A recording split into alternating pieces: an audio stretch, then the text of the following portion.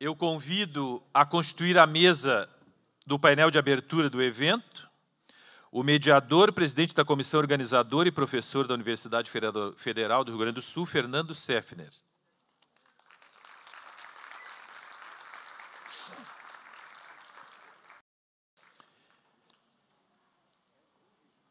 E para proferir as suas conferências, a mestra griot Maria Elaine Rodrigues Espíndola.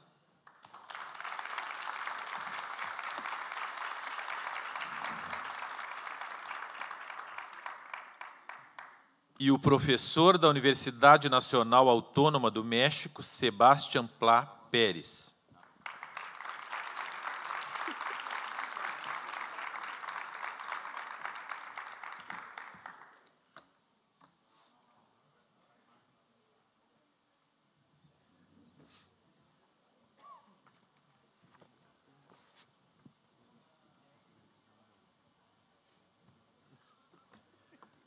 Passo a palavra ao professor Fernando Seffner para fazer as apresentações dos conferencistas e a mediação do painel.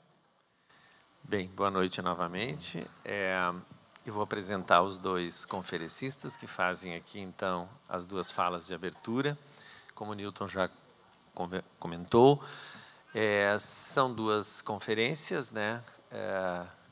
E não há perguntas depois, porque tanto a dona Elaine como o Sebastián vão estar entre nós terça e quarta-feira, e quinta e sexta. E a dona Elaine, na verdade, está sempre aqui. Então, assim, então, as eventuais ansiedades das falas, né, poderão ser resolvidas depois. Eu vou ler aqui um curto currículo de cada um, né? Mestre griot Maria Elaine Rodrigues Espíndola, né, mulher negra e ativista social, atua no Mocambo, Associação Comunitária Amigos e Moradores do Bairro Cidade Baixa e Arredores, organização voltada à preservação das memórias e culturas afro-gaúchas, considerada instituição de preservação do patrimônio cultural e material da cidade. Possui reconhecimento como griot pelo projeto Museu Percurso do Negro, Centro de Referência Afro-Brasileira, Programa Monumenta 2009, e pela Câmara Municipal de Porto Alegre em 2010. Professora aposentada, é filha de Mariazinha, fundadora da Ala Verde Kit Quero Rosa da Escola de Samba Praiana. Milita em diferentes espaços políticos e culturais porto-alegrenses, tais como Orçamento Participativo, Associação de Remanescentes de Quilombos, Programa Quilombolas em Rede, Conselho Local de Saúde, Piquete O Mocambo, dentro do acampamento Farroupilha de Porto Alegre. A Mocambo é parceira na comunidade da URGS, em atividades de extensão do programa Territórios Negros, Patrimônios Afro-Brasileiros em Porto Alegre, atuando com professores e estudantes em formação inicial e continuada. Igualmente atua nas atividades de ensino como mestra griot, na disciplina Encontro de Saberes URGS. Também posso dizer, porque já provei, que a dona Elaine cozinha muito bem, já nos recebeu lá, e aos nossos alunos também. Sebastián Pla, que é à minha direita, foi professor no ensino secundário e atualmente é investigador titular A na Universidade Autônoma do México, Nacional Autônoma do México, investigador nacional nível 1 no Sistema Nacional de Investigadores do México, além de professor na pós-graduação. É doutor em Pedagogia pela Universidade Nacional Autônoma do México, a UNAM, e licenciado em História pela Universidade Ibero-Americana. É especialista em análise política do discurso educativo e em teoria e pesquisa do ensino de História e das Ciências Sociais. Publicou recentemente o livro Calidade Educativa, que nos deixou um exemplar aqui, História de uma Política de la Desigualdad, que é um livro contra-hegemônico sobre os novos discursos educativos, saberes sociais, justiça social na América Latina. Este último coordenado com Sandra Patrícia Rodrigues, centralizado na justiça cognitiva no currículo, né? O professor deixou 2 dos seus livros, que depois nós vamos disponibilizar. Eu queria apenas dizer assim, nós teremos então uma fala entre 30 e 35, 40 minutos, né? Eu vou avisar quando estiver faltando 5 minutos, né? E depois passamos a palavra ao segundo. Começamos com a mestra Elaine, então. Pode usar. Tenho que usar. Ah, não, aqui se escuta muito bem.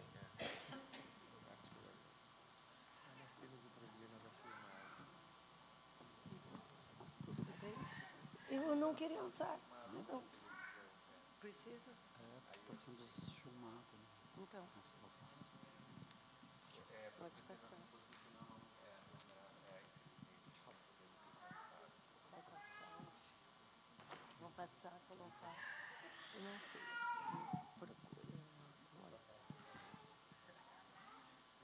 Eu só queria começar dizendo: nasci.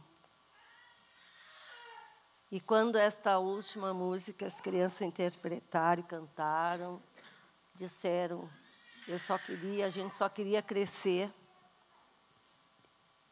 E foi assim que eu iniciei a minha fala, nasci. 1947. Quando rompi o ventre de minha mãe, já era uma menina negra. E causei um estranhamento, não pela rejeição, mas eu era alguém totalmente diferente do convívio dela até aquele momento. Do convívio da minha avó, do meu avô, das minhas tias. E esse estranhamento fez que, durante algum tempo, a gente talvez não se amasse. Porque é assim que acontecem os nascimentos. Por mais que se espere, que se aguarde, aquele ser que está vindo, um de nós tem que se adaptar ao outro. E isso, muitas vezes, eu já quero ir trazendo, colocando para as nossas coisas e para as nossas lutas. Eu quero que o outro me aceite e eu esqueço que eu também tenho que aceitá-lo. E essa coisa começa desde o nosso nascimento. E quando aqui a gente diz das distantes vozes e dos incontáveis passos, a nossa luta para transformar a sociedade num igual para todos. Essas vozes que foram colocadas no meu ouvido quando nasci, elas estão distantes. Mas nessa distância, eu sinto que houve em algum momento alguma coisa que me fez crescer acreditando. Tem um momento também que essas vozes estão tão distantes que eu penso que ninguém me amou, que ninguém me pertenceu e eu não pertencia a ninguém. E depois me reafirmo, não, mas se eu cheguei até aqui e faço algumas coisas, eu sou o sonho materializado de alguém. E daí começa uma outra história, que é a história de pensar que, e esses passos incontáveis? Passei por A, por B, por tantos e diferentes pessoas, e a cada momento que eu me descontentava com um, eu era obrigada ou passar por cima dele, ou voltar e tentar me reanimar e ver como nós podíamos continuar. A cada uma destas coisas aí, a gente coloca nos dias de agora.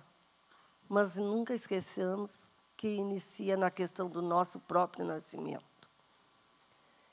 E a minha pele, a minha cor, ela foi mudando. E como que os meus, a família de matriarca, principalmente onde fiquei, o que passavam para mim? Que eu era bela,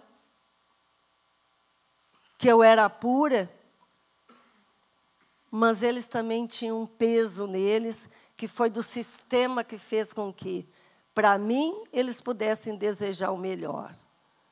E para que eu fosse, talvez, a melhor, a mais bonita naquela família, de uma beleza que a gente não sabe dizer como era, eu tinha que ser igual a quem? Igual ao sistema que os oprimia. E aquela menina crescendo, crescendo, aprendendo a falar, ela não podia mais ficar sem saber ler, sem saber escrever, mas como ela ia estrategicamente aprender a ler e escrever se não tinha nada disso? E aí começa, então, a questão das estratégias que, desde pequenos e desde o berço, nós somos obrigados a descobrir, a se embrenhar por um caminho talvez paralelo, mas sempre com opção. E essa menina nós já sabemos como faremos. Não a queremos analfabeta, não a queremos assinando com o dedão, e nós vamos colocá-la onde? No local onde flui a cultura. E fui para um convento. Fui estudar para ser juvenista.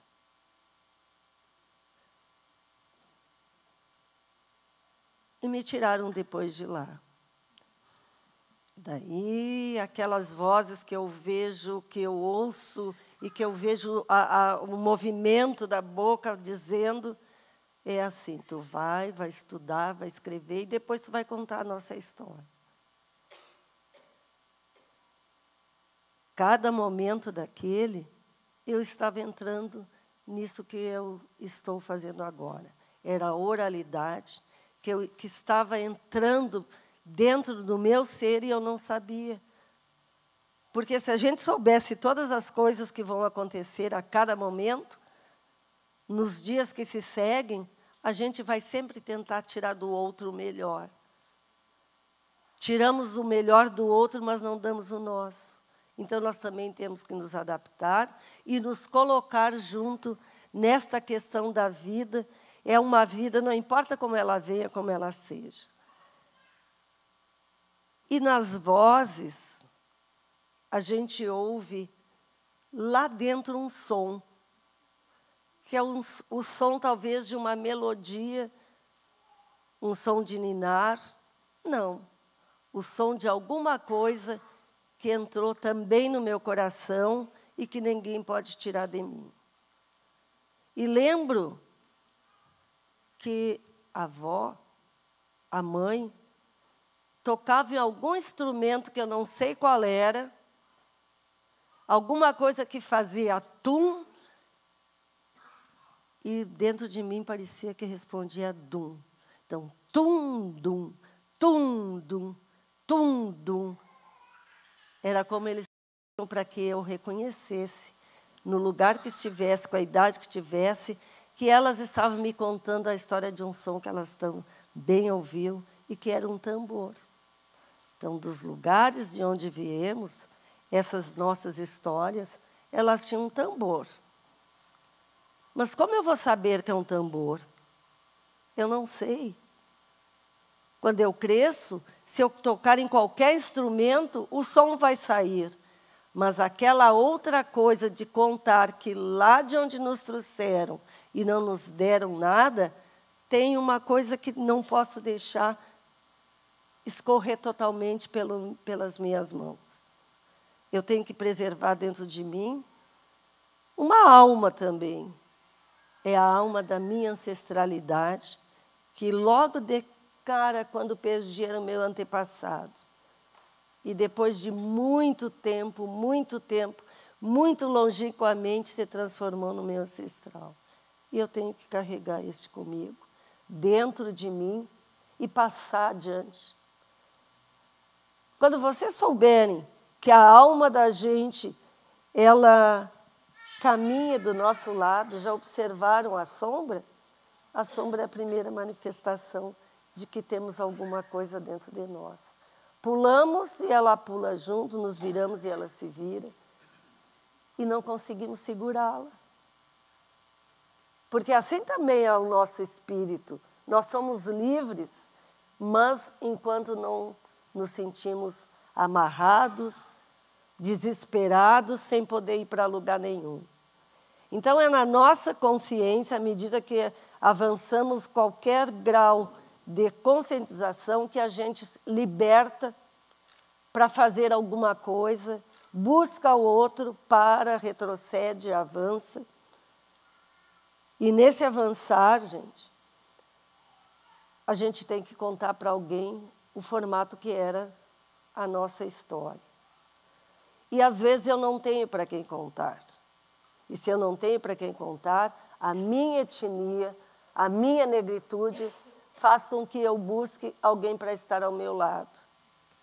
E esse alguém para estar ao meu lado, para ouvir aquilo que eu quero dizer, eu tenho que ver que nesse local que eu estou agora, nesse Brasil que vem de qualquer lugar, nesse solo gaúcho, que fez a sua história do seu povo dizendo sou gaúcho, mas não me incluiu na historiografia, não incluiu os indígenas junto, dizendo que também foram formadores desse local, eu não posso me sentir aniquilado. Eu tenho que buscar na história que me contaram, na história do outro que também não teve oportunidade, e juntos mudarmos esse formato de contar essa história. De que formato estamos falando e vamos contar? Nos olhando, nos colocando num espaço, nos colocando numa roda pequena para que ela depois possa crescer. E esta roda, não só saberes, aqui diz saberes e fazeres, e poderes, mas para nós é saberes e fazeres. Porque o nosso fazer, ele não tem o poder que o Estado te concede de poder chegar ali e dizer vai ser desse jeito. O nosso saber e o nosso poder fazer, ele está no convencimento. O outro tem que ficar convencido de que a minha história é importante também. Ele não tem que, no convencimento, sem estar convencido, dizer que eu vou falar de ti. Não, ele vai falar sobre mim. Ele tem que ser o meu parceiro. Mas de mim, só eu posso falar. Eu não quero mais ser objeto de estudo. E daí nós temos que fazer o quê? Novamente, sou obrigada a ter uma outra estratégia. E essa estratégia, ela custa muito caro. Porque, muitas vezes, não posso ver o crescimento de um filho, o nascimento de uma neta. Não posso ver como se prepara o melhor sabor para aquela comida, para que eu possa transformar num comércio. O professor falou, cozinha muito bem. Que coisa boa que esse sabor permaneceu. Mas se eu quiser pegar esse sabor que eu aprendi olhando o fazer, eu não posso transformar ele num comércio e melhorar a minha condição financeira. Porque nós estamos presos num processo socioeconômico, cultural, de que o aprimoramento ele ainda está distante de nós. Quem tem que buscá-lo sou eu. Mas eu, nesse momento de agora, sem patrimônio, porque os meus lá atrás ajudaram a construir patrimônio para um grupo não negro. E quando eu vou trabalhar uma obra de arte, a minha obra de arte ela não tem o traço fino que dizem que é o mais bonito. Eu não pude desenvolver a minha motricidade fina, para que tenuamente, não é, eu pudesse desenhar um rosto. Eu tenho que transformar esta coisa forte que tem dentro de mim numa observação. E daí nos reunimos em grupos de movimento social negro, depois de muito tempo, para mudar essa história. E essa história nós vamos mudar aonde? No lugar que a gente nasceu, com a nossa vizinhança, que é difícil muitas vezes de conquistar, porque cada um de todos, não importa daí que cor, que raça tenha, cada um cuida do seu umbigo, mas não quer ser solidário com o outro. E esse solidário, gente, é que nos aniquila, porque quando a gente chega com a cor desta pele aqui, para que sejamos aceitos nos lugares e para que sejamos vistos, né, de uma forma elegante, nunca para a questão ética a gente vai poder usar, de acordo conosco, a palavra divando. Ora, mas eu vou usar e vou dizer que aqui eu sou uma rainha, sim. Não, carrega essas amarras, esses colares amarrados, esse acessório amarrado, porque por dentro de mim eu tenho uma identidade. Se eu precisar mostrar que estou um pouco mais adequada à sociedade, eu boto um brilho. Esse brilho que eu boto, eu posso me transformar em rainha. Mas o que é a minha essência, muitas vezes eu tenho que trazer escondido. E no trazer escondido, chegar ao lado de cada um, senta comigo, vem comigo e ouve o que eu tenho para te dizer. E quando este outro para ouvir, me ouve, conta do meu passado, o que ele já pode dizer. Eu posso agora contar como tu é também para os outros.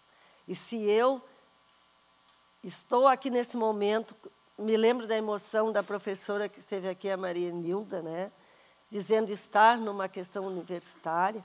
Também quero dizer, num local de universidade, quero dizer que para a academia, estar falando assim, como de um igual para igual, trazendo a nossa experiência, isto é um desafio, tanto para a academia, para aquela gestão que conseguiu deixar isso acontecer, como para nós que viemos aqui, trabalhando a questão dos nossos movimentos sociais, da nossa resistência. Porque aqui eu não quero dizer o que eu estudei, aqui eu só quero dizer como é que eu faço para sobreviver num local onde eu não faço parte da história escrita, a não ser com a palavra escravidão.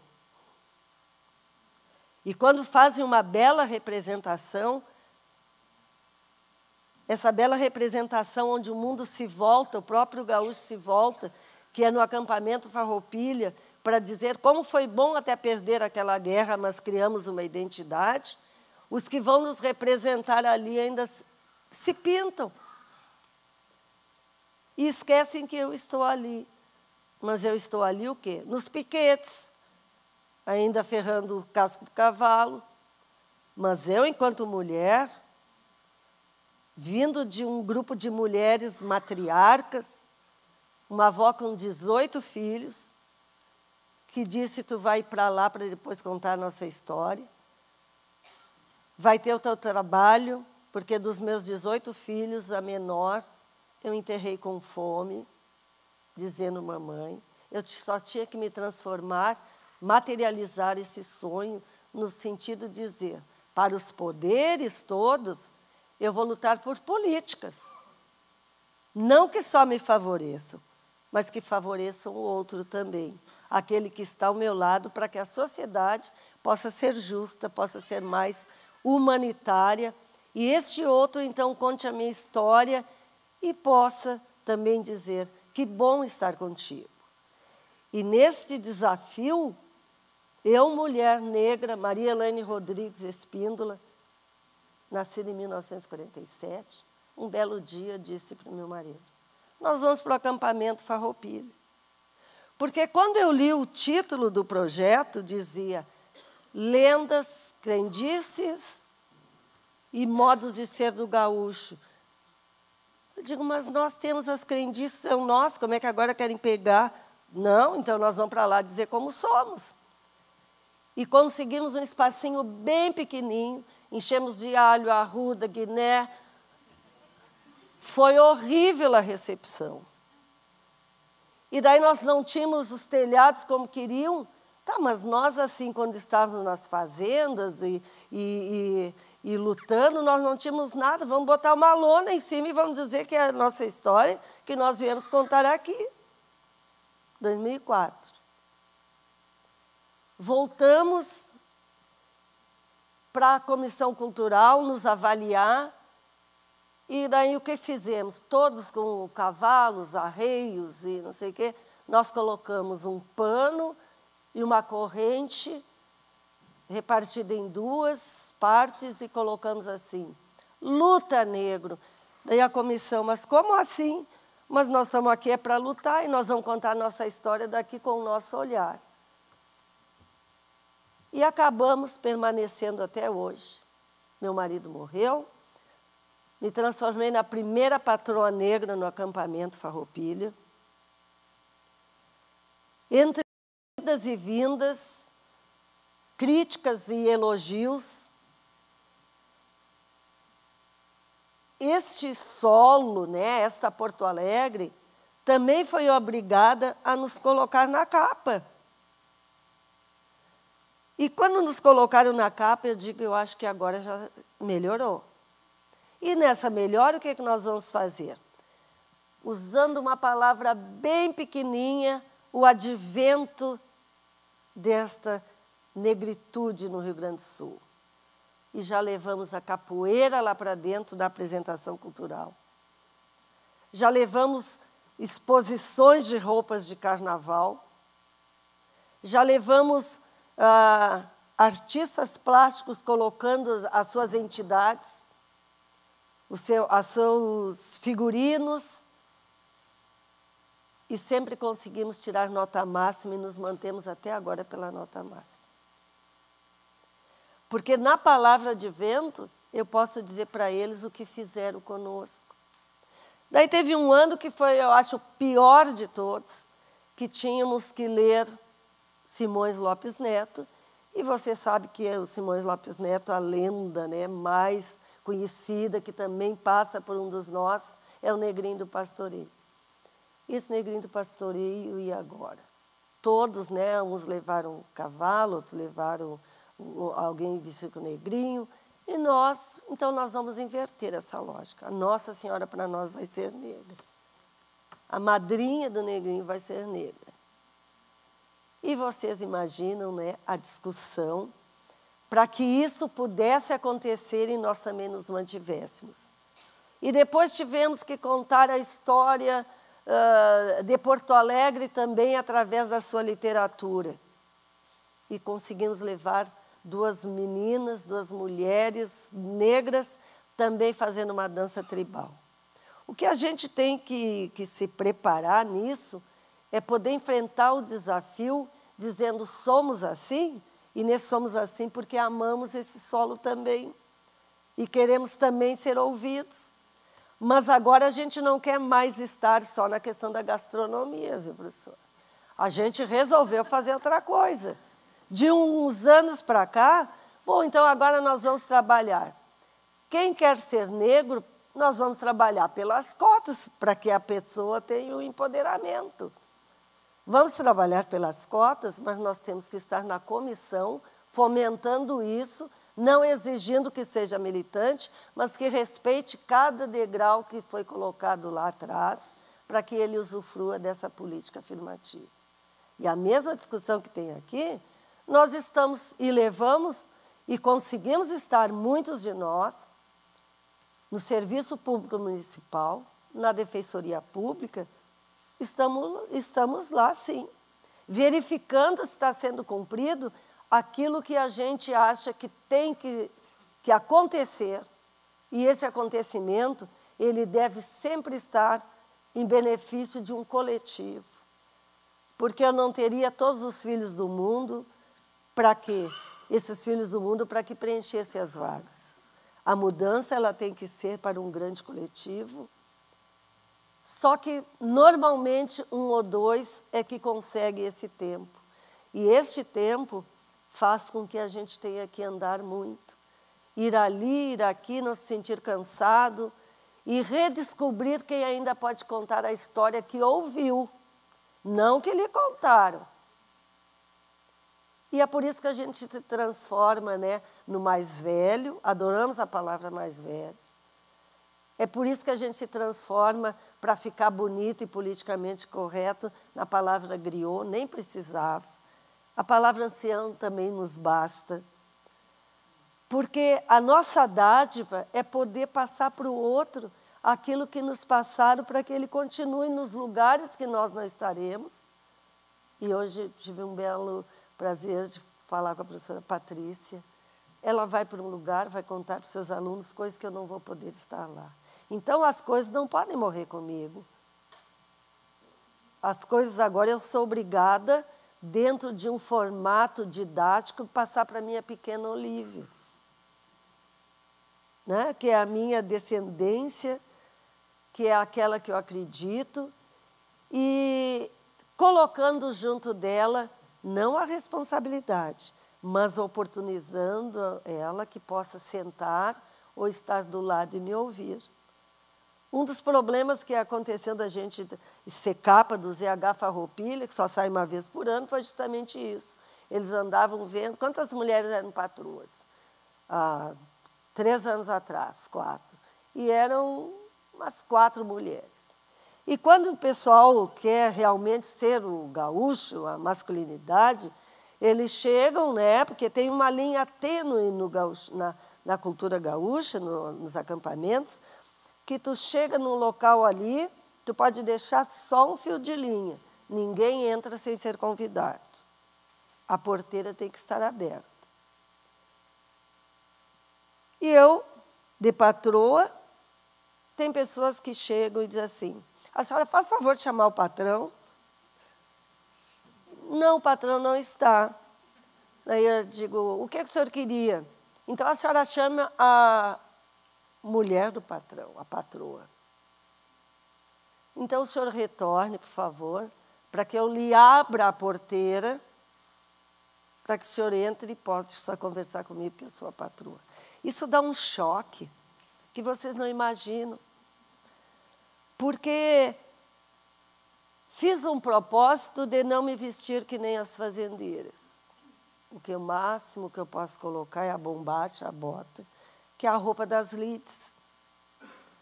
E quando é feita a abertura, e eu vou com as roupas das lides, eu digo, nós estamos adaptando as nossas futuras gerações para que elas possam usar o traje gauchesco com empoderamento.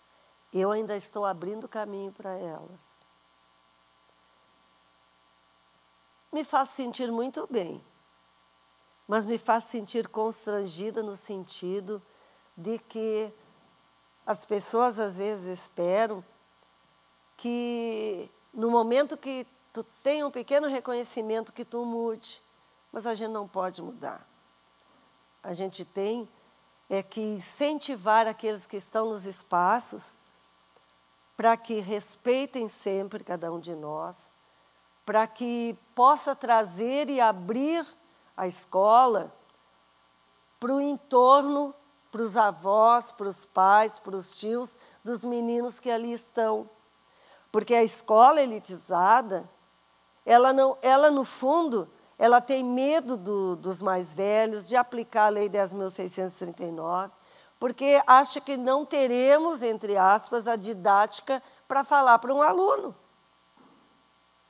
Mas ela se engana que tem que trabalhar, que nem fizeram os portões, né, dessa universidade, com alguém que recepcione esse outro ser que não pertence àquele mundo, que acompanhe aquele avô, aquela avó, e que diga para ele o que ele poderia contar. Então, quando a gente está agora num seleto, né, estamos num seleto patamar nessa universidade, mestre Jorge, né, mestre Iracema, mestre Paraquedas, né, e a mestra Cirlei, que veio de Pelotas. Eu não quero me considerar uma mestra. Eu quero só me considerar a Elaine do Mocambo. Porque, como Elaine do Mocambo, eu consigo conversar com qualquer pessoa.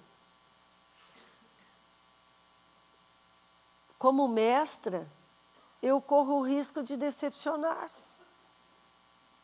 Então, não é possível que eu perca a minha identidade, o meu jeito de ser, por causa de um título. Então, quando vocês encontrarem em qualquer lugar que seja, aquele mais velho que está lá escondido, porque a gente tem uma outra coisa, a gente tende a se esconder. Eu cheguei aqui, eu tinha vontade de me esconder, porque eu não sei nem pegar um microfone, Mas eu sei, por exemplo, quando foi os primeiros trabalhos de quilombolas nesse estado do Rio Grande do Sul, nós, pelo CODENE, fomos chamados, tinham 2 pessoas do Mocambo, para descobrir onde estavam os quilombolas. E a gente foi para fazer a abordagem. E quando lá no final, tinham pessoas de 92 anos buscando água, 2 quilômetros num baldinho de 2 litros, e via chegar as pessoas, eles saíam correndo, ficavam nos taquarais, nos matos com o gado. E eles é que tinham todo o saber nas mãos daquele lugar, gente. E daí a política também chegou até lá, a política o assistencialista, o cultural, e as coisas que prometeram não voltaram para fazer. Isso magoa muito a gente por causa das promessas. Então, o que é que tu tem que fazer? Conversar com as pessoas, fazer com que se descobrissem como são e dizer o que é da beleza da nossa vida. E chegar nos locais onde mulheres que nem eu, se eu pedisse água, ainda tinham que pedir licença para os seus maridos para me dar. Nunca pude dizer naquele tempo que eu já era uma mulher que estava viúva, porque essa palavra é uma palavra que soa feio ainda lá fora. Essa palavra é uma palavra minha aqui, que eu posso dizer, posso botar na mídia, mas naqueles que ainda têm um poder de congregar a questão familiar, nós não podemos destruir.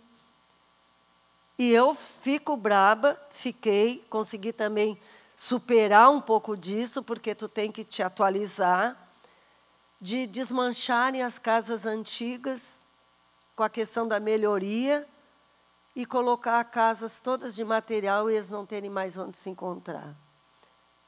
Então, aqui no nosso Mocambo, nós temos a permissão de uso somente para ter um galpão. Essa melhoria do galpão não conseguimos avançar, mas, ao mesmo tempo, nós não queremos que ele perca aquela característica de refúgio. A nossa entidade ali, ela é um refúgio.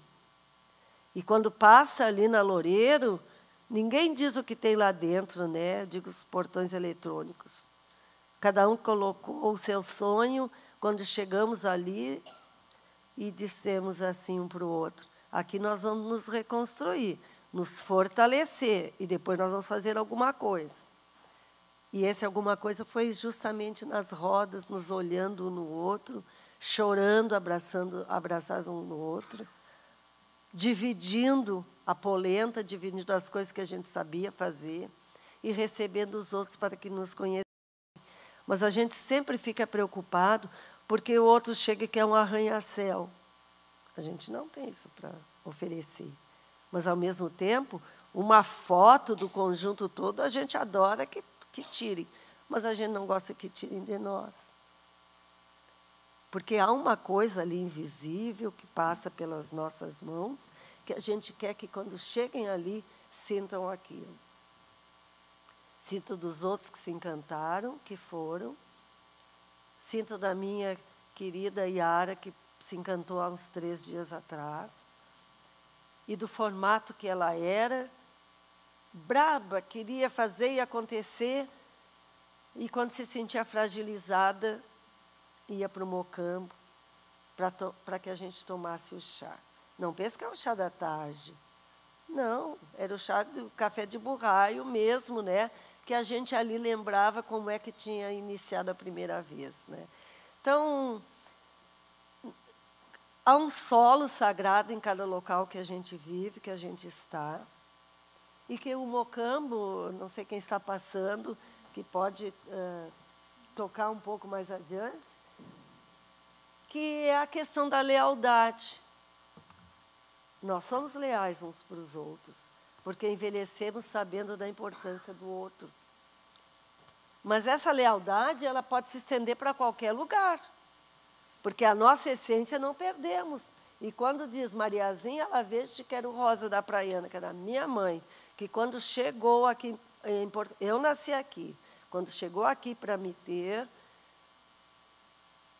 o local que ela encontrou, que podia ter mulheres junto, que eram de outras tribos, de outros locais, era a escola de samba. Então, para nós, movimento negro, movimento social negro, a nossa negritude, ela passa pelas casas de religião, ela passa pelo nosso carnaval, que tem um fio aqui, que é a linha de entrada. Quando nós chegamos e toca, né, aquela sirene, tem um moço daqui, que é do carnaval também, que eu ouvi, a gente lembra de cada um que ficou lá para trás e que nos trouxe. Por quê? Quando somos pequenos, quando nossos filhos nascem, é simplesmente assim.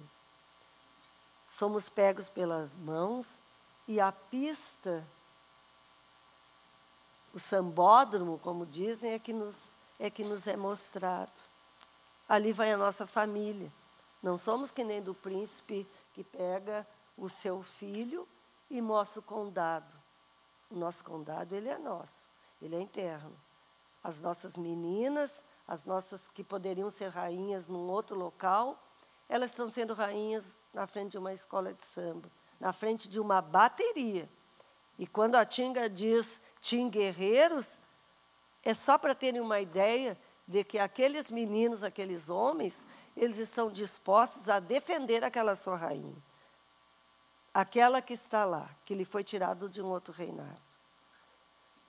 Então, cada história para nós, ela é formada entre nós, como vamos trabalhar essa questão da resistência. Quem está na educação tem um duplo peso em cima de si. É estar trabalhando com uma lei, é estar vendo de que forma ela deve ser cumprida e que ela não seja boicotada e que caia no esquecimento. Vocês são professores, muitos serão futuros professores, outros já são, mas quem está no serviço público desempenhando essa função, ele está muito sufocado. E nós, enquanto movimento, temos uma dificuldade de chegar até lá, justamente por causa das estratégias. E também já observaram uma coisa, que quando era só a nossa lei, era só a nossa lei. Mas também acharam que era demais. É demais para uma negrada ter uma lei só para elas. O que fizeram? Pegaram a lei para os indígenas, fizeram o quê? Colocaram junto. Então, nenhum povo só com a sua história e só com a sua identidade. Se quiserem, vão passar um pelo outro. Então, isso não é um perigo. Isso até é um sinal de que esses povos que não fazem a história, que não são reconhecidos, têm também que buscar outras estratégias. Será na mídia?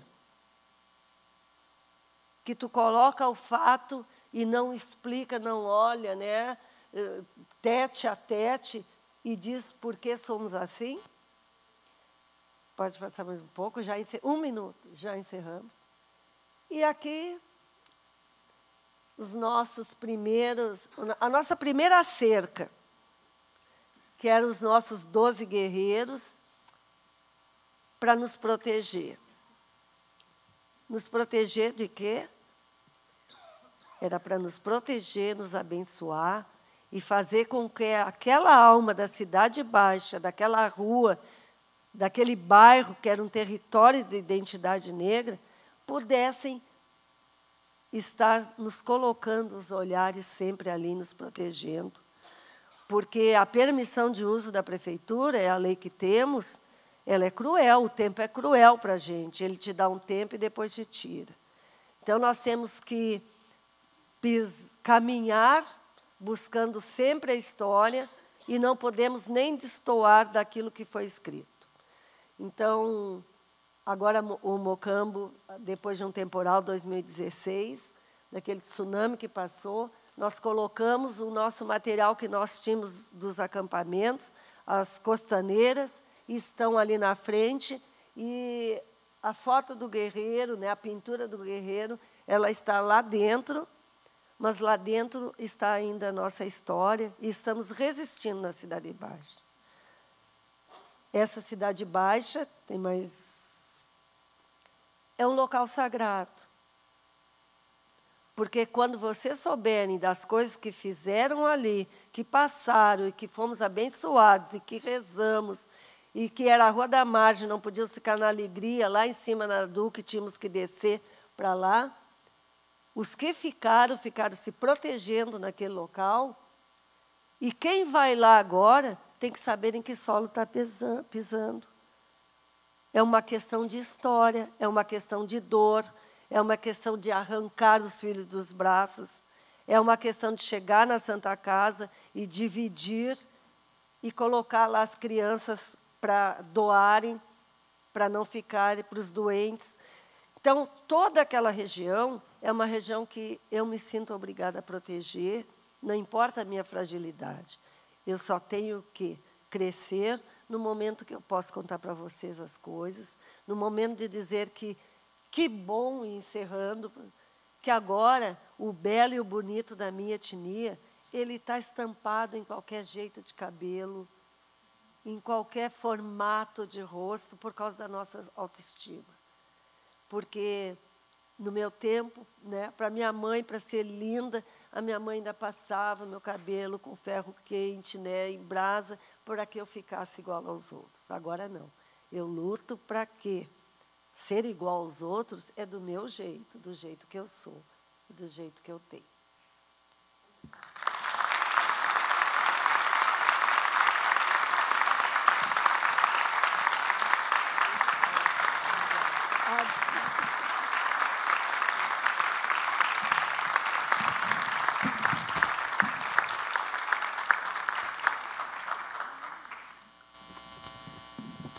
Agradecemos muito a fala da dona Elaine e eu passo, então, para o Sebastián Pla. Bueno, buenas noches. Muchas gracias por permitirme platicar con ustedes. En primer lugar, quiero pedir una disculpa de que daré la conferencia en español.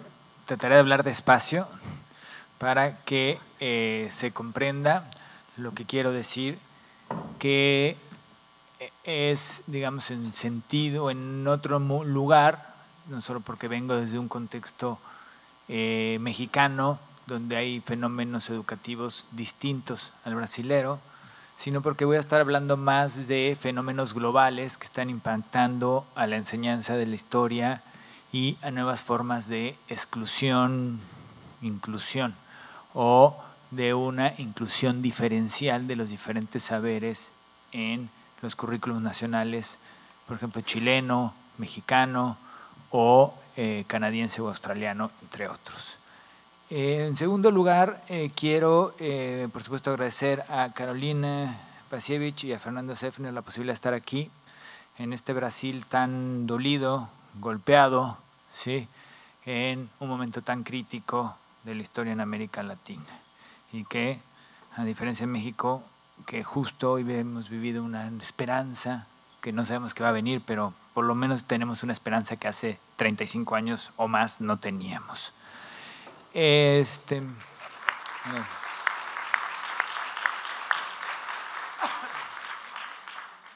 También me siento muy honrado de estar aquí en Brasil por mi propia historia, porque yo la verdad vine a Porto Alegre cuando tenía 10 años, 12, porque soy exiliado uruguayo. Bueno, mi padre salió, lo tuvimos que ir la familia, perseguidos por el golpe militar, y el único lugar donde podíamos reunirnos con la familia que todavía quedaba en Uruguay fue aquí en Caxias en 1982. Entonces fue un lugar también para mi familia muy importante. Y después también pues pienso que comparado la enseñanza de la historia que hay en América Latina, pues sin lugar a dudas Brasil es el lugar donde la enseñanza de la historia tiene mayor potencia y mayor número de publicaciones, y desde mi perspectiva va más a la vanguardia que otros países muy sistematizados, pero que producen diferentes procesos de construcción hegemónica de nuevos discursos y nuevos saberes. Yo voy a tratar de platicarles un poco sobre mis últimas investigaciones de análisis político del discurso educativo y por lo tanto mucho de lo que voy a hablar desborda de manera notable a la enseñanza de la historia. Yo creo que son procesos que están pegando a la enseñanza de la historia y que no necesariamente es una cuestión pegando o transformando, y no necesariamente es un complot maquiavélico global, pero sin lugar a dudas hay agencias globales y actores locales que son muy importantes. Y esto lo menciono porque en una mesa que estuve escuchando en la mañana, con justa razón, hablaban de las políticas de la OSDE y su impacto aquí, pero para que las políticas de los organismos globales se desarrollen en los países, requieren gente de los países. Entonces, en las políticas de la OSDE se desarrollan en México o en Brasil porque hay brasileros y mexicanos que la desarrollan. Entonces, hay ahí elementos importantes.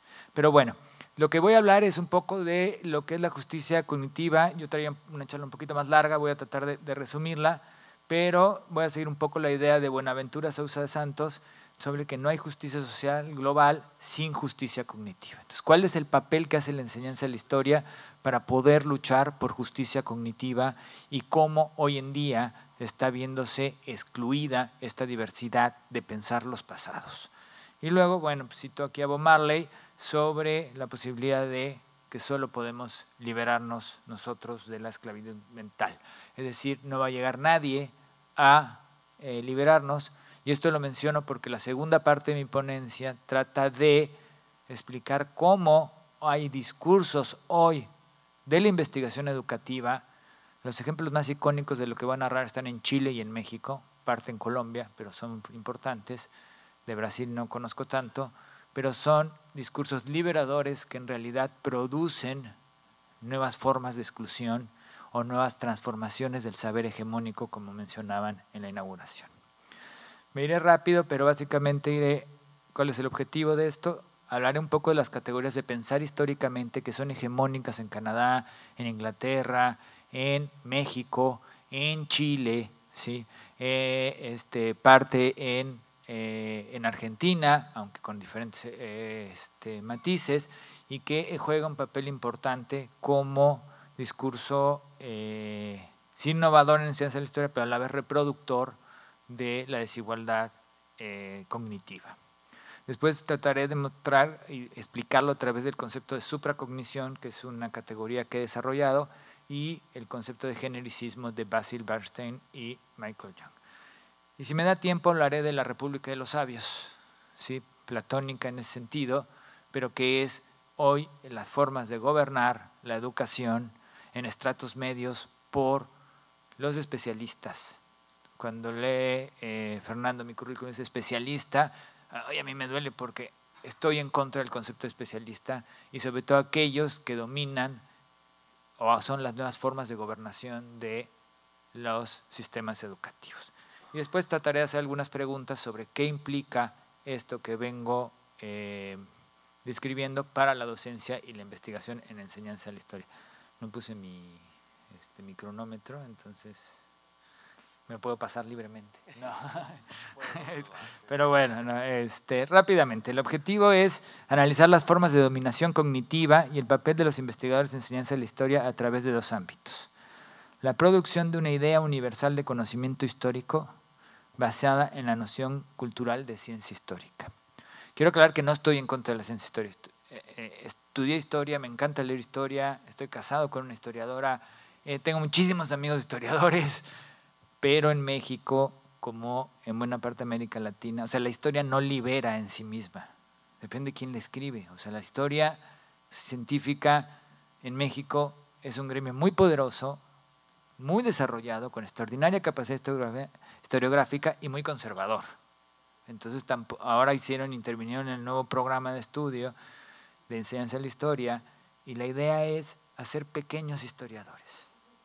Entonces, no es lo importante los conflictos, no es lo importante la diversidad cultural.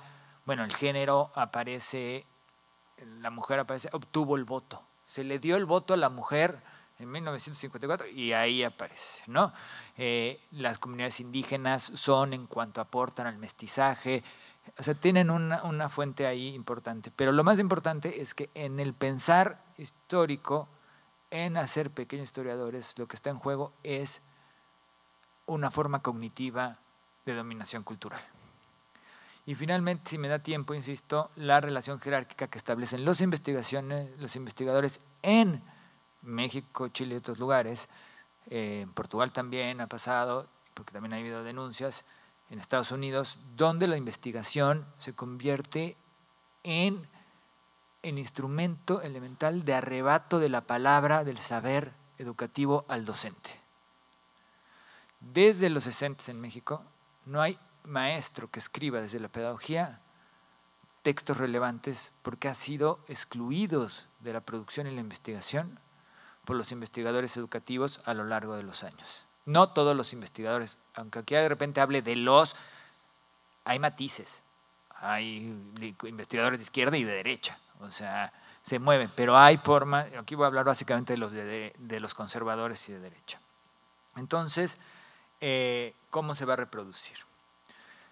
Bueno, 3 premisas diferenciales sobre la enseñanza de la historia que vale la pena mencionar y seré muy breve. Y no voy a leer porque si no me tardaría más. La historia y el pasado no son lo mismo.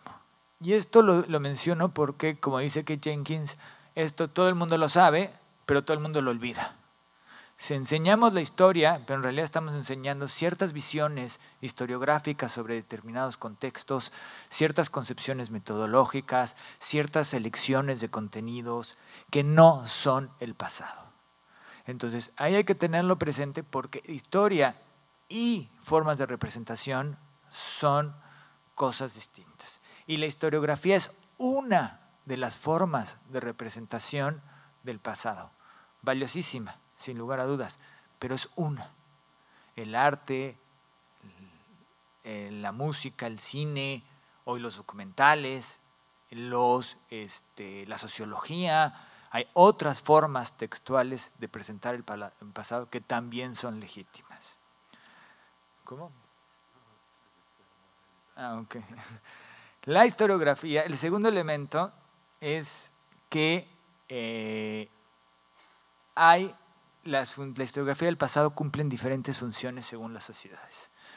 El historiador japonés Kamuyaki Sato, si mal no recuerdo, escribe y explica cómo en Japón, por ejemplo, la historia, en un país politeísta donde no tuvo peso la Biblia o el Corán, la historia cumplió como principio normativo del rector, principio normativo y rector de las costumbres, los valores y las prácticas en el presente. Cuando con la restauración Meiji en el siglo XIX entra la lógica universitaria y entra el saber historiográfico alemán, las universidades se pueden hacer historia de Japón, porque antes no tenían historiografía, pero tenían toda esa historia. Y en Japón, dice este autor, siguen coexistiendo ambas historias. La historia explicativa de la historiografía y la historia normativa, ¿sí? Es decir, la historiografía cumple una función explicativa de responder a ciertos modelos de conocimiento científico, pero no suple otras funciones sociales. Y esas funciones sociales que la escuela a veces asume o a veces excluye, dependiendo de las circunstancias, es importante. Finalmente, y esto lo digo mucho por lo que pasa en México, que en Chile sería otro ejemplo, la idea es hacer pequeños historiadores. La idea es hacer una reducción al máximo del saber disciplinar profesional para llevarlo a la escuela. ¿Sí? Cuando yo pienso que en realidad son dos cosas distintas. Tienen diferentes funciones sociales, tienen diferentes formas de producción de conocimiento, entran en juego diferentes finalidades y diferentes interpretaciones. Todas las investigaciones sobre historia reciente de las dictaduras militares en Argentina o Chile son muestras, y bueno, de la violencia, de la guerra en Colombia, son muestras de cómo en el aula subsisten muchas historias que no hay que excluirlas, al revés, hay que sacarlas y trabajar con ellas, porque la función no es hacer científicos sociales, sino es hacer gente que pueda pensar el presente de manera crítica a partir de esos conocimientos. Entonces, tener claro estos elementos son importantes porque dan parte de mi análisis. Bueno, el pensar históricamente, ustedes lo conocen, tiene muchas ramificaciones, pero hoy predominan lo producido por Peter Seixas en British Columbia, parte importante de lo que ha hecho en Stanford el grupo de Weinberg, en la University of London con Peter Lee y Rosalind Ashby, entre otros, que han producido y discutido sobre qué es el pensamiento histórico. Pero en realidad, si uno ve la historiografía en general de esos mismos países, o en México o en América Latina, los historiadores no tienden a usar el concepto pensar históricamente. Sí, lo usó Pierre Vilar, ha habido historiadores que lo han usado, pero no es algo recurrente. O sea, por lo menos que yo conozco en las universidades que conozco, en las carreras de historia no hay una asignatura que se llame pensar históricamente. Eso es lo que quiero decir con esto, es que es una conversión, primero psicológica, en los años 70, de ver qué producía, cómo era la forma de pensar de los historiadores profesionales que pudiera volverse habilidad cognitiva, ¿sí? Para poder definirlo. Y en esas discusiones hay varios elementos que entran en juego, ¿sí? Es un conocimiento de los expertos. Entonces, cuando decimos vamos a enseñar causa y consecuencia, es porque es lo que usan los historiadores profesionales. Y sí, lo usan, pero es un poco distinto, son lógicas distintas. Después, pensamiento es un pensamiento no natural, o sea, no todos nacen pensando históricamente, nadie nace pensando históricamente. Tiene una dimensión temporal, tiene nociones o metaconceptos que estructuran su pensamiento, tiene una parte narrativa, es perfectible e inconcluso, y lo pueden ver, estos elementos, usa fuentes primarias y se retoma de la historiografía moderna, es del siglo XIX. Eso se puede ver, ¿sí?, en los programas de estudio, parte en los parámetros curriculares nacionales de los años 90 en Brasil, pero también se puede ver en los contenidos básicos comunes de argentinos, en los modelos chilenos, en los modelos, en Colombia es un poco distinto, parte en el nuevo programa educativo que salió a partir de la reforma educativa de Correa, en Ecuador, parte, en México completamente, ¿sí?, pero no se ve, por ejemplo, en Bolivia, ¿no? O sea, eso sí claramente está visto desde otra lógica. Y estos elementos van a jugar un papel importante porque van a ir construyendo una idea universal de conocimiento. Creo que es tarde, voy a pasarme. Peter Burke es uno de los pocos uno de los pocos historiadores que ha escrito sobre qué es el pensamiento histórico, y él lo llama occidental, ¿sí? Y más o menos son los mismos, pero hay unos elementos importantes. Por ejemplo, una mirada lineal de progreso, cuidar el anacronismo, se enorgullece de su objetividad. Hay varios elementos. Aquí no voy a profundizar, pero sí quiero decir que Peter Burke, cuando se discute de historia, cuando se lo piden, porque le piden una conferencia sobre qué es el pensamiento histórico, él dice, es el conjunto de todas las habilidades. Y el conjunto de todas estas habilidades solo lo es Occidente, no lo hacen nadie más, ¿sí? Unos podrán tener linealidad temporal, otros aproximaciones, estructuras narrativas, pero solo todas el pensamiento científico occidental que se ha expandido al mundo entero. Entonces, esta idea es la que se ha extendido en las escuelas. Ahora voy a poner un ejemplo que trabaja Buenaventura Sousa Santos sobre la diferencia de los tiempos históricos en las sociedades contemporáneas. Uno de los conflictos más fuertes que tuvo con los pueblos indígenas fue para la explotación del petróleo en la reserva ecológica de Usami en el Amazonas. Y ahí enfrentaron una discusión, dice Buenaventura Sousa Santos, cognitiva, ¿sí? No únicamente política, económica, social. Y él lo que trabaja es que dice que están enfrentados dos tiempos históricos. Por ejemplo, para Correa, que sería la del lado izquierdo, ¿sí?, tiempo lineal de la modernidad occidental, el tiempo es progreso. Entonces hay que apurar el tiempo, la discusión y iniciar la explotación petrolera para poder, ¿cómo se llama?, a desarrollar y combatir la pobreza en el país. En cambio, dice, para las comunidades indígenas es un tiempo cíclico en el que lo que está delante es también lo que está detrás. Uno es un tiempo acelerado, ¿sí?, un ritmo acelerado, vertiginoso. Otra que solo tiene una noción de concepto de nación, con el concepto liberal, republicano.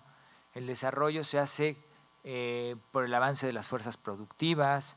La cultura es lo cultural, es decir, la identidad cultural y nada más. En cambio, las comunidades indígenas, la diversidad es paciencia, el ritmo es campesino y cósmico, dos conceptos de nación, el liberal y el etnocultural, distintas formas de ciudadanía y pueblo, ¿sí?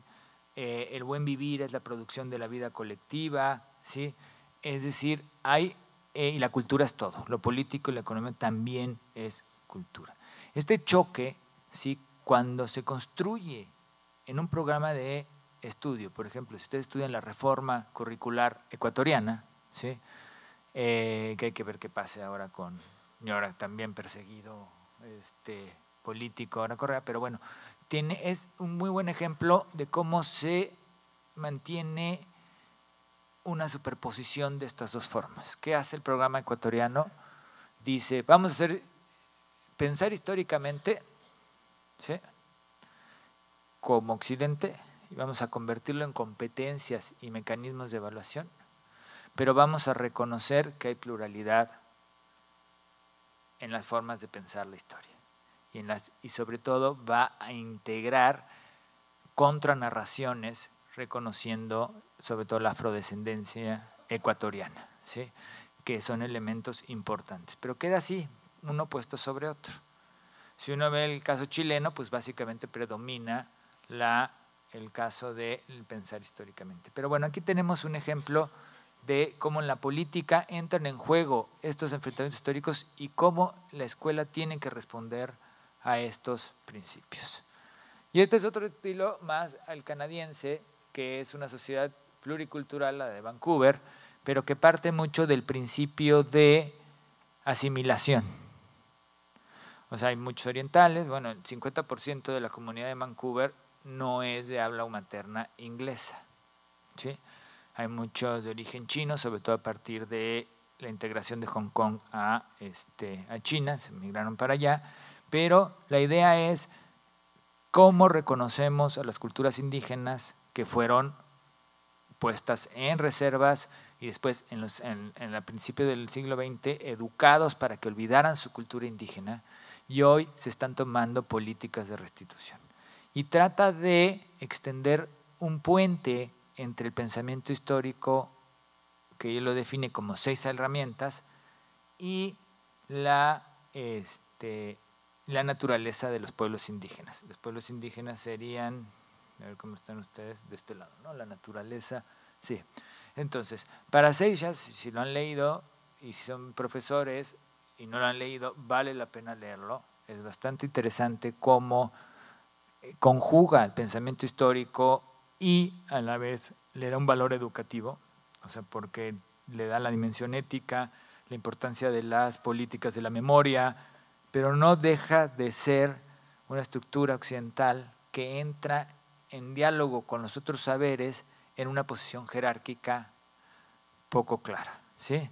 Por ejemplo, dice, vamos a, en las partes que tienen en común, dice, el papel del paisaje y de la naturaleza de las comunidades indígenas puede vincularse con la importancia de la geografía en el pensamiento occidental. La importancia de los tiempos históricos y la tradición oral puede conjuntarse con las ideas de cambio y continuidad. Y así se va tratando de vincularlos. Es un esfuerzo importante de vinculación. Pero a la vez dice que uno de los riesgos de los saberes o de los nuevos discursos reivindicadores producidos desde los pueblos indígenas es que están construyendo nuevas narraciones que están olvidando los conocimientos indígenas. Porque las nuevas narraciones son básicamente políticas y no respetan los saberes tradicionales. Eso es lo que dice él. Eso ha sido bastante discutido porque una construcción, aunque sea una contranarración desde los pueblos indígenas, es una estructura, es una historia indígena. Entonces, ¿cómo una historia indígena olvida saberes? Pues como lo hacemos nosotros o no. Pero bueno, ahí hay un importante. Pero lo más importante es que en el momento estos 6 elementos se convirtieron en estándares de evaluación. Y están promoviéndolos para estándares nacionales de evaluación. Y cuando pones todos los elementos de este lado, en los exámenes, no pones ninguno de este. ¿Sí? Entonces tú puedes hablar de relación y tender puentes, pero cuando tú evalúas escuelas, desempeños docentes, saberes de los estudiantes, solo con este lado, en realidad no tienes ningún puente. Solo legitimas un conocimiento, este conocimiento. Que es muy interesante, es valioso, es un importante esfuerzo, pero a mi parecer insuficiente. Hay que pensar otras cosas. Y este ejemplo es muy claro, ¿sí? Porque lo que pasa con la evaluación, no sé cómo estén aquí, pero Chile y México son ejemplos, pues un mal ejemplo, pero son representativos de lo que pasa en buena parte del mundo. Los sistemas de evaluación docente y de evaluación de los saberes de los chicos se han vuelto sádicos, ¿sí? Terrible. En México disminuyó, pero en México los chicos hacían un examen nacional entre el 2006 y el 2012. Tenían que hacer examen en tercero de primaria, que es a los 9 años, y luego tercero de primaria, cuarto de primaria, quinto de primaria, sexto de primaria, primero de secundaria, tercero, hasta los 15 años. Un examen al año nacional. Todo para mostrar que los profesores hacían mal las cosas, obviamente, ¿no? Como si pudieras mejorar tanto así. Pero bueno, la estructura de la evaluación se convierte en una especie de supracognición. ¿Esto qué es? ¿Qué puede ser medido de un conocimiento social? No puede ser medido la reconfiguración poética de una versión histórica. No puede ser medido tus sentimientos en la memoria. No puede ser medido el nivel de indignación de un pueblo ante un golpe de Estado, ¿sí? Lo que puede ser medido son exclusivamente aquello que se considere habilidad, es decir, un proceso de hacer un conjunto de habilidades cognitivas que te permitan resolver un problema. De esta manera queda toda la estructura, todas las formas de pensar la historia, todas las formas de ser ciudadanía, todas las formas estéticas, ¿sí? Que es un tema muy olvidado en la enseñanza de la historia, que quedan fuera de esta lógica. Entonces, a partir de los años 90, con el proyecto de la UNESCO de necesidades básicas de aprendizaje, se crearon procesos universales de definición de lo que debe de saber, que es el conjunto de habilidades conjunto de habilidades cognitivas para la sociedad del conocimiento. Si uno ve lo que es pensar históricamente, se centra hoy en el desarrollo de habilidades de análisis de fuentes, de pensamiento crítico, de trabajo en equipo, de resolución de problemas. Y si uno lee lo que dice PISA, el programa de la OCDE de evaluación, o lo que dice TALIS, las habilidades universales o que todo sujeto debe de saber es resolución de problemas, análisis de fuentes, ¿sí? Da lo mismo si en español le ponen un periódico o en historia le ponen una fuente primaria. Pero el chiste de la nueva política, lo que yo sostengo, y ahí los historiadores, creo que, bueno, los que hacemos ciencia de la historia, en México es mucho y en otras partes estamos cometiendo mucho esa falla, es que con el afán de hacerlo inclusivo, estamos haciendo un proceso que se puede denominar inclusión diferencial. Tú tienes este saber universal de habilidades únicas para todos en el mundo, y luego reconoces y dices, pero hay saberes locales, hay saberes indígenas, hay formas narrativas en poesía que cuentan la historia. Y estas pueden ser enseñadas siempre y cuando no cuestionen ni muevan la estructura de arriba. Lo voy a poner en otro ejemplo, si no quedó claro. En algunos espacios, como lo dice Zizek, parte del movimiento de reconocimiento de las luchas sociales por la preferencia sexual o por la lucha de ciertos derechos individuales de libertad son aceptados por el sistema mientras no cuestionen la estructura del sistema capitalista. ¿Sí? O sea, el sistema capitalista absorbe estas luchas y las logra acomodar en cierta medida en un nivel intermedio porque no cuestionan lo de arriba. Si uno lo pone más o menos ese ejemplo, en lo que estoy diciendo, tienes una cognición que se considera universal, que puede reconocer lo local, pero siempre en esa posición jerárquica. Es decir, lo universal existe, es de todos nosotros, porque tú cuentas tienes una contrahistoria. Entonces te dejo que la cuentes. ¿Sí? Pero en las definiciones científicas de pensar históricamente para la escuela, lo que está predominando es lo otro. Entonces, lo que tenemos es un proceso, retomando ahí a Basil Bernstein, de genericismo, ¿sí?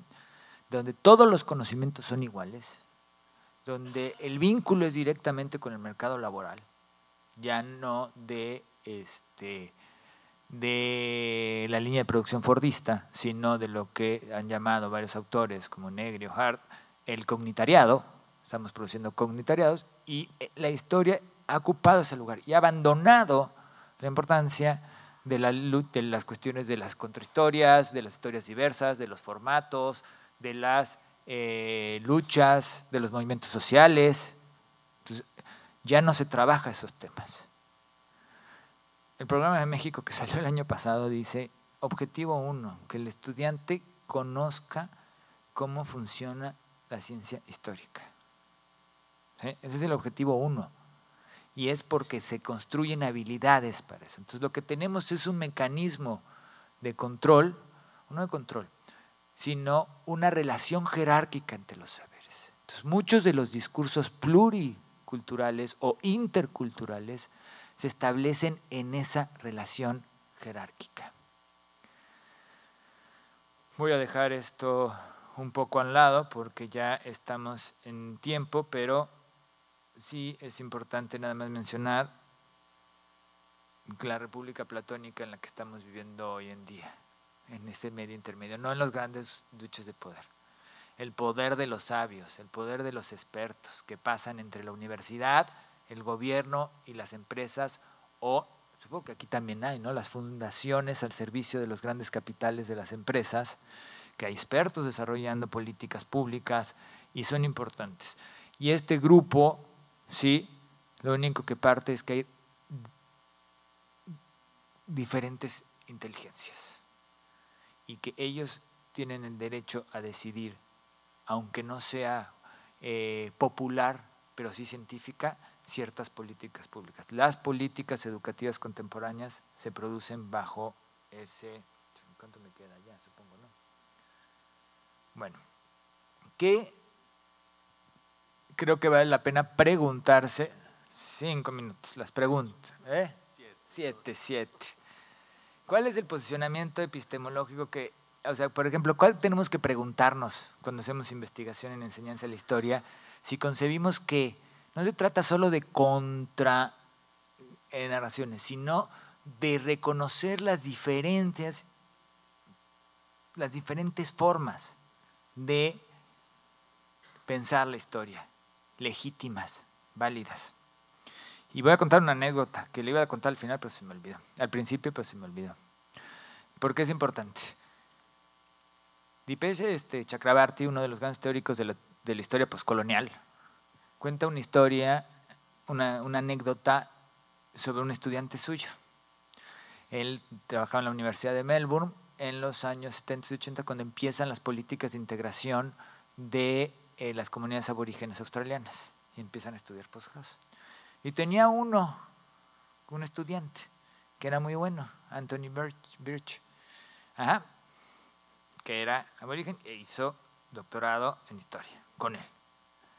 Y cuando termina, la Universidad de Melbourne le ofrece, el departamento de historia de la Universidad de Melbourne le ofrece una plaza. Vente a trabajar acá. Pero el de literatura, el departamento de literatura le dice, vente a trabajar aquí con nosotros. Y él dice como historiador, no, pues vente para el lado de historia. Y Birch escoge letras. Entonces cuando va y le pregunta ¿por qué?, contesta lo siguiente. Porque en el departamento de letras puedo escribir mejor mi historia como poesía. Dice, la historia académica es una disciplina muy limitada, sobre todo en su habilidad para representar el pasado. La historia profesional descansa la verdad y los hechos en la autoridad dada por el empirismo. El pasado es a veces igual o al mismo tiempo mejor representado a través de un amplio rango de formatos textuales, incluidos los cuentos y la poesía. O sea, no niega el valor de la historia, pero reconoce que hay muchas formas. Entonces, los formatos textuales de la historiografía y de la disciplina y de la investigación en la enseñanza de la historia son terriblemente limitados. Y lo que necesitamos es incluir en la escuela también esos formatos textuales. No ver cine para ver qué acontecimiento histórico está narrando y qué fusil usaban o el uniforme de los soldados, sino el cine como forma de interpretación histórica. ¿Sí? Quiero ponerles un pequeño fragmento de una película. Ya no va a dar tiempo a ver las preguntas, pero sí creo importante que si queremos buscar una justicia cognitiva en la escuela, reconozcamos los diversos formatos, las diversas funciones de la historia, los lugares como determinantes de la producción de significados de la historia, y no nos quedemos exclusivamente en una idea universal de pensamiento histórico, de conjunto de habilidades que los estudiantes tienen que presentar. ¿Qué implica esto? ¿Sí? Que como docentes y como investigadores tenemos que ver que los formatos también son posicionamientos epistemológicos en relación al pasado. No solo en las formas narrativas de la tradición oral o en la tradición oral de las comunidades indígenas o de otros grupos, sino que hay múltiples formas de presentar el pasado que también son legítimas. Entonces, quiero pasarles un fragmentito de La mirada de Ulises. No sé si la han visto, de Theo Angelopoulos, es griego. La mirada de Ulises es una película que narra, es una búsqueda de la memoria. Es en la guerra de los Balcanes, ¿sí? Una persona que va a buscar, se mete a Sarajevo, en pleno sitio de Sarajevo, a buscar la lata de un documentalista poco conocido, pero que dejó en un cine en Sarajevo. Y es la última forma de recuperar su memoria. Entonces él va en sentido contrario a toda la guerra. ¿Me entiendes? Y esta historia que habla de los usos públicos de la historia, de los múltiples formatos, de las formas de resistencia, es expresada a través del arte. Y les voy a poner un cachito, que la música es importante, que es la imagen del fin de, ¿cómo se llama? Del fin de el comunismo. Y se cerró. Perdón, se cerró. También la imagen no es muy buena, porque como yo estoy a favor de la democratización del conocimiento, pues la bajé un poquito de YouTube hoy en la mañana porque se perdió el otro. Pero a ver, no sé qué pasó. Pues que sin música. Si no tengo música no puedo. Ya estaba todo listo, pero no sé qué pasó. Sí, lo habíamos puesto y preparado.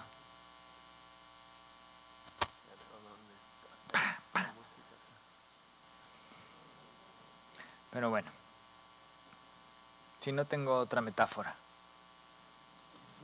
Sí tiene volumen, pero no está.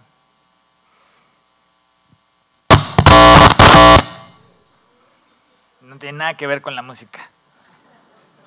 Pero bueno, está bien. Es que la música sin música no se pierde. Pero ya la habíamos probado, ¿no? Sí. No sé qué pasó, pero bueno. Como pueden ver es Lenin recorriendo un río, ¿sí? Pero bueno, esto es, Enzo Traverso define esta película un poco como parte fundamental de la nostalgia de la izquierda a partir de la derrota, ¿sí? Como forma de significar la historia después de la caída del muro de Berlín. Pero se perdió, lo siento. Pero bueno. Pero aquí vemos otro ejemplo de otra forma de representar la historia, que es en una lucha de jóvenes contra la ampliación de una carretera en un pueblo, ¿sí? Cerca de la Ciudad de México, donde retoman la figura de Emiliano Zapata, del zapatista, ¿sí? Es la tierra de Zapata donde está este pueblo. Ajá. Emiliano Zapata, el revolucionario campesino, yo doy por hecho que se sabe, pero bueno, no. Pero bueno, aquí tenemos otros usos de la historia, de otras formas textuales de contar la historia, que son tradicionalmente excluidas de la escuela. No se trata de quitar la historia-ciencia, que poco lugar ha tenido la historia-ciencia frente al nacionalismo en la escuela. Se trata de ver diferentes formatos para poder entender otras formas de pensar la historia. Entonces, lo que quiero decir con esto es que en una lucha contra una idea hegemónica de una sola forma de pensar la historia, tenemos que reconocer no solo los acontecimientos, los diferentes actores, sino también la forma en que se cuentan estas cosas e incluirlas a las formas de pensar la historia. Darle a la sociedad o a nuestros chicos la posibilidad de pensar la historia de múltiples maneras. Eso permitiría, ¿sí?, que, por ejemplo, lugares como México, donde la educación intercultural es solo para los pueblos indígenas, el resto de la población, en lo que yo estoy diciendo, tuviera también el derecho de conocer cómo se cuentan la historia los pueblos indígenas y así poder saber múltiples historias. Creo que eso es parte central de nuestra lucha. Hay varias cosas que me quedaron ahí en el tintero, pero sí, no es contra la historiografía lo que estoy diciendo. Estoy contra la idea de, en la escuela, de un movimiento de investigación en enseñanza de la historia que solo ve a la historiografía como única forma válida de conocer el pasado. Y como diría Robert Musil, ¿sí?, el problema es que la ciencia nos ha regalado mucha realidad, la historiografía, pero nos ha robado la posibilidad de soñar. Gracias.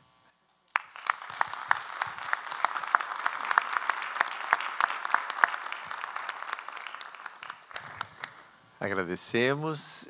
Não sei se temos avisos agora no final, acho que não. Bem, Nós estamos terminando no horário que nós nos estabelecemos, 9h30, né? Eu convido vocês amanhã, mesmo com chuva, que não vai chegar a atrapalhar, a acompanhar toda a programação que a gente fez de visitas culturais, que é à tarde, né? De manhã as oficinas, isso a chuva não vai atrapalhar, né? E na quarta-feira seguimos, e de noite a assembleia, como a Marisete já colocou, e depois o nosso evento cultural. Na quarta-feira, mesas de diálogo pela manhã, os GRDs à tarde e a palestra de encerramento, né? É isso, então eu agradeço muitíssimo as duas falas, né? As duas pessoas, tanto o Sebastião como a Elaine, vão permanecer na terça e na quarta, né? Estão por aqui, então qualquer um poderá acessá-los e nós poderemos depois ver o vídeo ali também. Era isso então, muito agradecido e boa noite.